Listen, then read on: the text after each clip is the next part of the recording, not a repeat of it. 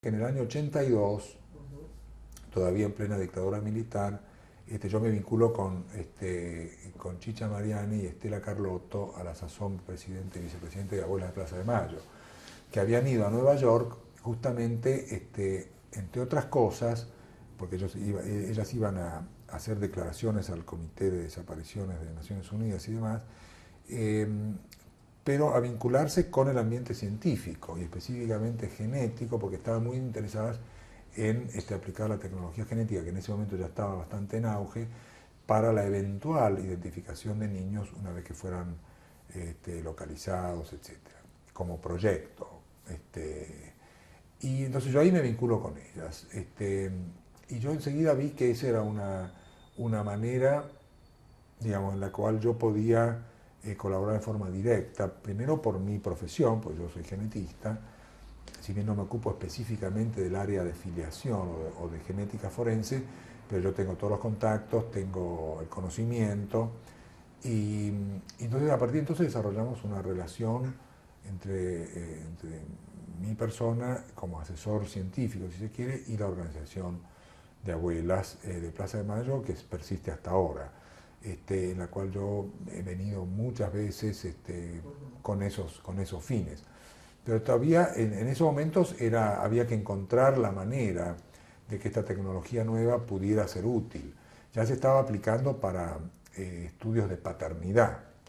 pero acá había que inventar un poco un mecanismo que pudiera servir para los estudios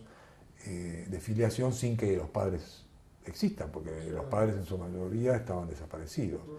O sea, entonces desarrollamos en conjunto con un grupo de científicos norteamericanos esta concepción del índice, así como hay un índice de paternidad, el índice de abuelismo, basado en el mismo tipo de exámenes de laboratorio, de marcadores genéticos, pero con fórmulas estadístico-matemáticas que dieran cuenta de que en realidad los padres, o sea, había que inferir el genotipo de los padres a través del estudio de los abuelos o de los parientes colaterales, tíos, etc. Bueno, eso a mí, yo vi, porque sabes que la genética en realidad históricamente ha tenido un rol bastante crítico, casi yo diría nefasto, en la década del 20, 30 y 40, sí, porque la genética muy mal conocida entonces, pero fue utilizada en Estados Unidos y después en la Alemania nazi, y por los propios genetistas de la época, como herramienta de racismo, claro, como herramienta de genocidio, incluso llegando a las teorías de la higiene racial y de la raza aria, etc. Entonces, la genética se tenía que reivindicar un poco al servicio de los derechos humanos. Y yo creo que esta es una de las maneras como hemos conseguido, digo porque es un grupo grande que ha participado en este movimiento, de reivindicar una disciplina científica al servicio de los derechos humanos. Entonces, en esas circunstancias es que ocurre el final de la dictadura y la asunción al poder de Alfonsín. Sí, en ese momento, bueno, la abuela de Plaza de Mayo toma una política muy decidida de conseguir por parte del gobierno constitucional solución al tema de los chicos desaparecidos, se generan proyectos de ley, dentro del gobierno entonces se estructura un poco cuál va a ser la respuesta que iba a dar el gobierno a estos reclamos, y una de esas respuestas fue llamar a asesores del exterior. Estuvo la Asociación Norteamericana para el Avance de las Ciencias, que vino a hacer varios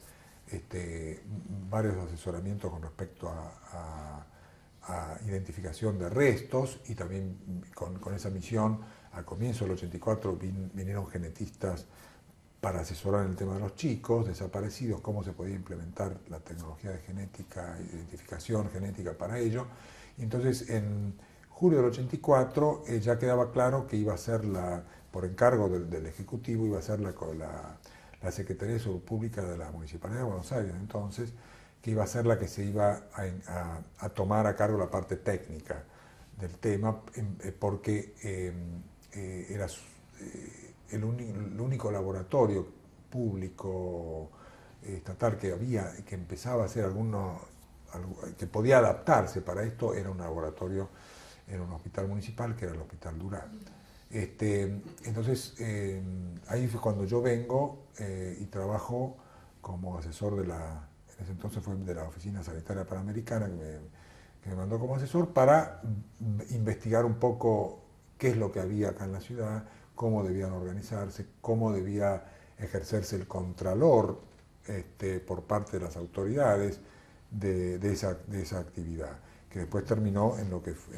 es el Banco de Datos Genéticos, que fue promulgado por ley del Congreso, y que todavía está vigente, y que ha sido el laboratorio que ha tenido la responsabilidad de responder a la requisitoria judicial toda vez que hubiera presentaciones a la justicia sobre casos posibles de chicos apropiados por la dictadura. Y bueno, esto, como es de conocimiento público, ha sido una tarea en la cual en realidad la fuerza moral detrás de todo esto ha sido la de Abuelas de Plaza de Mayo. Sin la tarea de Abuelas no existiría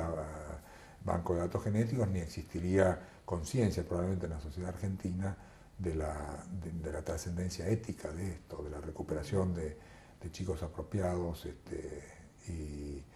por personeros vinculados a la dictadura entonces. Y tan es así que hay hoy en día más de 60 chicos que han sido encontrados. Yo estoy muy orgulloso de ser parte un poco de este movimiento, más desde el punto de vista de Abuelas y como activista. Yo acá funciono un poco en forma dual, como activista de derechos humanos y como científico, como genetista, porque la genética de la identificación es una tarea muy compleja, donde se pueden cometer errores, donde hay que tener muchos contralores, y yo he sido siempre de los que ha marcado la necesidad de que haya control de calidad de lo que se hace, de que haya contralor por parte de autoridades, etcétera, etcétera. Y en esa línea sigo.